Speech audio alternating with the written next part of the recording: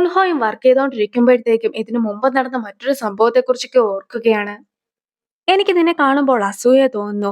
എന്റെ കഥയാകട്ടെ വളരെ മനോഹരമായിട്ട് എഴുതിയ ഒരു നോവൽ പോലെ ആയിരുന്നു. പക്ഷെ അതിലെ തെറ്റായിട്ടുള്ള ഒരു വാക്യമായിരുന്നു ജീവൻ. എന്റെ സ്ഥാനത്ത് നീ ആയിരുന്നെങ്കിൽ നീ എന്തായിരിക്കും ചിന്തിച്ചിട്ടുണ്ടാക്കുക എന്നൊക്കെ ഹുക്കും ഉൺഹോയുടെ അടുത്ത് ചോദിക്കുന്നു. പക്ഷെ ഉൺഹോയ്ക്ക് ഒന്നും മനസ്സിലാകുന്നുണ്ടായിരുന്നില്ല. നീ എന്തായാലും എന്നെ പോലെയല്ല, 10 വർഷം കഴിഞ്ഞാൽ ജീവിച്ചിരിക്കുമല്ലോ, അതുകൊണ്ട് തന്നെ എന്നെക്കാളും അർഹതയുള്ളത് നിനക്കാണെന്നായിരുന്നു അവൻ ബോധം കെടുന്നതിന് മുമ്പായിട്ട് ഉൺഹോയുടെ അടുത്ത് പറഞ്ഞിട്ടുണ്ടായിരുന്നത്.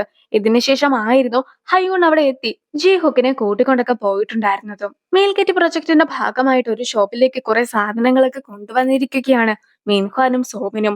അതിന്റെ ഇടയ്ക്കും മിൻഹ്വാനെ സെഡ്യൂസ് ചെയ്യുവാനായിട്ട് സുമൻ ശ്രമിക്കുന്നുണ്ടായിരുന്നു.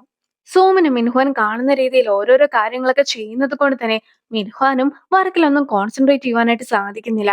അവനും ഒരു കാര്യം ചെയ്യുവാനായിട്ടൊക്കെ പോകുന്നുണ്ടെങ്കിലും അവൻ നേരെ എത്തിയിട്ടുണ്ടായിരുന്നത് സോമിന്റെ അടുത്തേക്കായിരുന്നു.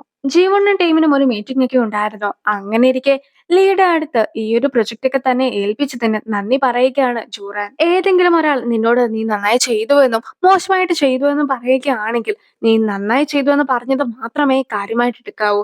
പിന്നീട് ഇനിയും വർക്ക് ഇതുപോലെ തന്നെ ചെയ്യുകയും ചെയ്യണം. ഈ ഒരു കാര്യമൊക്കെ ആയിരുന്നു ലീയും അവളുടെ അടുത്ത് പറഞ്ഞിട്ടുണ്ടായിരുന്നത്. എനിക്ക് വീണ്ടും അത് ചെയ്യണമെന്നൊക്കെ സുമൻ പറഞ്ഞിട്ടുണ്ടായിരുന്നത് കൊണ്ട് തന്നെ സോമനും മിൻഹ്വാനും കൂടി ചേർന്നിട്ട് ഒരു റൂമിലൊക്കെ കയറിയിരിക്കുകയാണ്. അങ്ങനെ ഇരിക്കെ ഇനി എന്താണ് എന്റെ കാര്യത്തിൽ സംഭവിക്കുക എന്നൊക്കെ സുമൻ ചോദിക്കുമ്പോഴത്തേക്കും ഞാൻ നിങ്ങളുടെ രണ്ടുപേരുടെ കൂടെ താമസിക്കുവാനായിട്ട് തയ്യാറാണ്. നിങ്ങൾ രണ്ടുപേരും സിസ്റ്റേഴ്സിനെ പോലെയല്ലേ, പണ്ട് കാലത്തുള്ളവർ സിസ്റ്റേഴ്സിനെ വിവാഹം കഴിച്ചൊക്കെ ഒന്നിച്ച് ജീവിക്കുമായിരുന്നു എന്ന് മിൻഹ്വാൻ പറയുന്നു. അതൊക്കെ കേൾക്കുമ്പോഴത്തേക്കും സുമന് കൂടുതൽ ദേഷ്യം തോന്നുന്നു. ഒരാളാകട്ടെ ഒരു ഫുഡൊക്കെ കഴിച്ചതാണ്, പക്ഷെ ആ ഒരു ഫുഡിൽ അലർജിയുടെ ഒരു സൈനും ഉണ്ടായിരുന്നില്ല. അയാൾക്ക് അലർജി ഉള്ളത് കൊണ്ട് തന്നെ ഇപ്പോൾ ആകെ പ്രശ്നമായിട്ട് ഇരിക്കുകയാണ്. ശരിക്കും പറയുകയാണെങ്കിൽ ആ ഒരു സൈനൊക്കെ വയ്ക്കാമെന്ന് പറഞ്ഞിട്ടായിരുന്നു സൂമിന് പോയിട്ടുണ്ടായിരുന്നത്. സൂമിന് ചെയ്യേണ്ട കാര്യം ചെയ്യാത്തത് കൊണ്ടാണ് ഇപ്പോൾ ഇയാൾക്ക് വയ്യാതൊക്കെ ആയിട്ടുള്ളത്. യുവാൻകെ പോലത്തെ വലിയൊരു കമ്പനിയൊക്കെ ഇപ്പോൾ ഇങ്ങനെ ചെയ്തത് കൊണ്ട് തന്നെ അലർജി ഉണ്ടായിരുന്ന ആളുടെ വൈഫ് ആകെ ദേഷ്യപ്പെടുകയാണ്. എങ്കിൽ പോലും അയാൾ അത് ക്ഷമിക്കുവാനായിട്ട് തയ്യാറായിരുന്നു. ഇനി മിൻഹ്വാനാകട്ടെ ആംബുലൻസിന്റെ ഫീസും ഹോസ്പിറ്റലിലെ ബില്ലും പിന്നെ അതൊന്നും കൂടാതെ അയാൾക്ക് കോമ്പൻസേഷനും നൽകുകയാണ്. ഇപ്പോൾ കമ്പനി ഈ ഒരു കാര്യങ്ങളൊക്കെ അറിയുകയാണെങ്കിൽ അവർക്ക് തന്നെ വലിയ പ്രശ്നമാകുന്നതായിരിക്കും. അതുകൊണ്ടാണ് ഇതെല്ലാം തന്നെ പണം കൊടുത്ത് ഒതുക്കി തീർത്തിട്ടുള്ളതും. എനിക്ക് വേണ്ടിയല്ലേ നിങ്ങൾ ഈ പണമൊക്കെ ചിലവാക്കിയിട്ടുള്ളതെന്നൊക്കെ സും ചോദിക്കുമ്പോഴത്തേക്കും എന്റെ കാര്യം ഓർത്ത് ഒന്നും കൊണ്ടും പേടിക്കണ്ട. TKUല് ഞാൻ ഒരുപാട് പണമൊക്കെ ഇൻവെസ്റ്റ് ചെയ്തിട്ടുണ്ട്. അതുകൊണ്ട് തന്നെ ഇതൊക്കെ എനിക്ക് നിസ്സാരമാണെന്ന് പറഞ്ഞ് അവന് നിൽക്കുന്നു. പക്ഷെ അപ്പോഴായിരുന്നു ആ ഒരു കമ്പനിയുടെ ആളാകട്ടെ എല്ലാവരുടെയും പണവുമായിട്ട് നാട് വിട്ടു എന്ന വാർത്തയൊക്കെ വരുന്നത്. പിറ്റേ ദിവസം ഓഫീസിലെത്തുന്ന മിൻഹ്വാനാകട്ടെ അവന്റെ അവസ്ഥയെ കുറിച്ചൊക്കെ ജീവന്റെ അടുത്തും പറയുന്നു. കയ്യിലുണ്ടായിരുന്ന പണം എല്ലാം തന്നെ അതിൽ ഇൻവെസ്റ്റ് ചെയ്തിട്ടുണ്ടായിരുന്നുവെന്നും അതൊന്നും കൂടാതെ ക്രെഡിറ്റ് കാർഡിലെ പണം പോലും ഉപയോഗിച്ചിട്ടുണ്ടായിരുന്നുവെന്നും അവൻ പറയുകയാണ്. പക്ഷെ അവളോട് പറയാതെ പ്രൈവറ്റ് ലോൺ പോലും അവൻ എടുത്തിട്ടുണ്ടായിരുന്നു. അതുകൊണ്ട് തന്നെ ഇപ്പോൾ അവൻ ആകെ പ്രശ്നത്തിലാണുള്ളതും. പക്ഷെ അവളും അവൻ പറയുന്ന ഒരു കാര്യങ്ങളും തനിക്ക് മനസ്സിലാകുന്നില്ല എന്ന രീതിയിലൊക്കെ അഭിനയിക്കുന്നു. എന്തായാലും നമ്മൾ വിചാരിച്ചതുപോലെ തന്നെ കാര്യങ്ങളൊക്കെ നടന്നിട്ടുണ്ട് എന്ന് ജീവണും ചീഹോക്കിനെ വിളിച്ചറിയിക്കുന്നു. സോമിനെ ചെന്ന് കണ്ടതിന് ശേഷം മിൻഹ്വാനാകട്ടെ സോമനോട് നമുക്ക് ബ്രേക്കപ്പ് ആകാമെന്ന് പറയുകയാണ്. അതായത് ചിവോണെ വിവാഹം കഴിക്കുവാനായിട്ട് മിൻഹ്വാൻ തീരുമാനിച്ചു കഴിഞ്ഞിരിക്കുന്നു.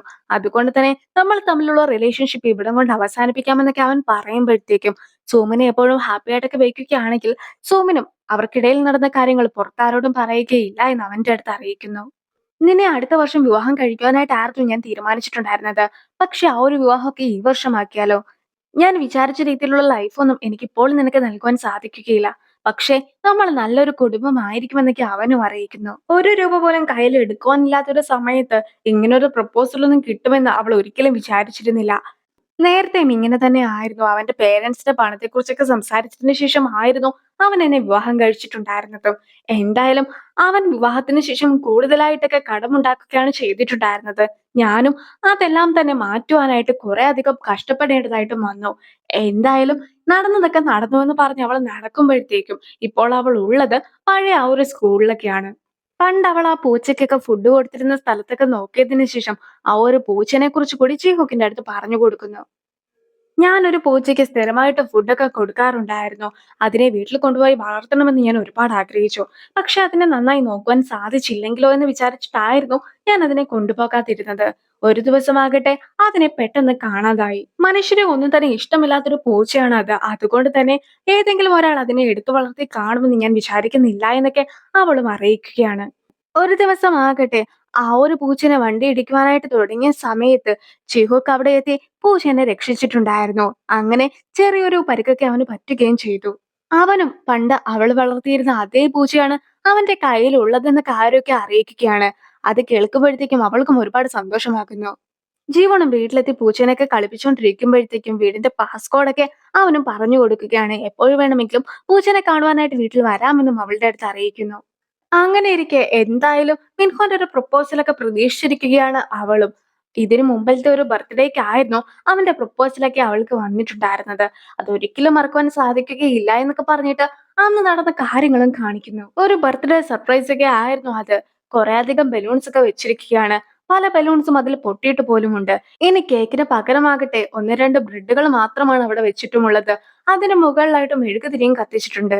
സ്പെല്ലിംഗ് പോലും തെറ്റിച്ചിട്ടുണ്ടായിരുന്ന ഒരു വില്യു മാരിമയൊക്കെ എഴുതിയിട്ടായിരുന്നു അവനും പ്രപ്പോസ് ഒക്കെ ചെയ്തിട്ടുണ്ടായിരുന്നത്.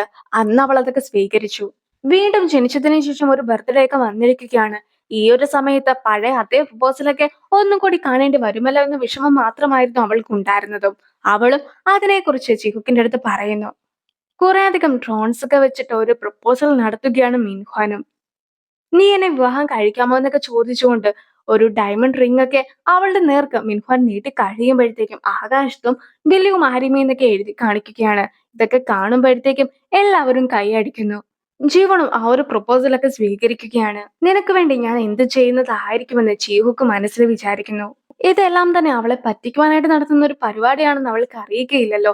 എങ്കിൽ പോലും അവൾക്ക് ഇത് സ്വീകരിക്കാതിരിക്കുവാനായിട്ട് സാധിക്കുകയില്ല എന്ന് മിൻഹോനും ഓർക്കുന്നു. ഞാൻ ഒരിക്കലും ഇവരുടെ വിവാഹം നടക്കുവാനായിട്ട് അനുവദിക്കുകയില്ല എന്നൊക്കെ സോമനും ഓർക്കുന്നു. ഞാൻ സന്തോഷമായിട്ടിരിക്കുന്നത് നിനക്ക് ഇഷ്ടമല്ലല്ലോ, അതുകൊണ്ട് തന്നെ എത്രയും വേഗം എന്റെ ഹസ്ബൻഡിനെ എന്റെ അടുത്തു നിന്ന് തട്ടിയെടുക്കുവാനായിട്ട് സോമനോട് പറയുന്നത് പോലെ ജീവനും മനസ്സിൽ വിചാരിക്കുന്നു.